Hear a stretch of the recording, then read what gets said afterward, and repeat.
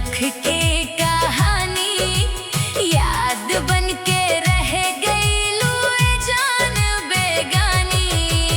गली गली घूमेला तोहार नाम लेके, दिलवा रोवे चुप के आंसू छुपा के।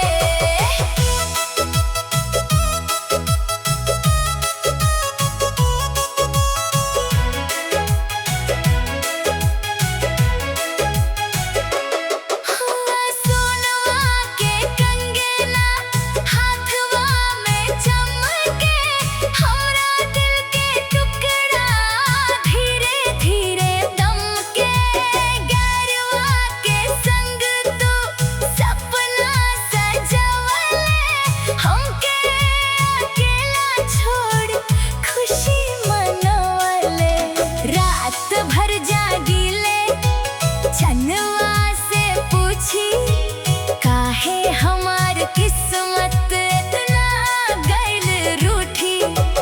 टूटल दिलवा के दर्द केहू ना बुझाला, झूठा प्यार दुनिया में सबके रुलाला। गोली ना चलाइब दुआएं देब तोहरा, खुश रही हाँ सजनी बसी है बामोरा। जितना मिलल साथ उतने याद रही, हमरा दिल के धड़कन तोहरे नाम रही। स्टेज पर डीजे बाजे भिड़िया झूमे सारे, टूटल दिलवा गावे अपनी प्रेम कहानी।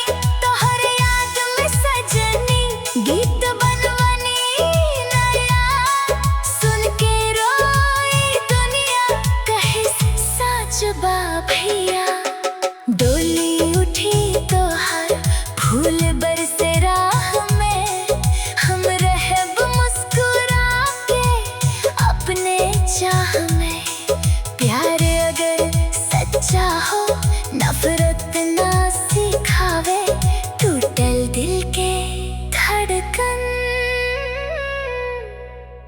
तू आई ही सुनावे। गोली में गोली मार दे ई बस गाना के बोलबा हो, दिल टूटल त गीत बन जाला प्यार की मोलबा हो। डीजे वाला बीट बढ़ा दो सब मिल के गाई, टूटल दिल के कहानी।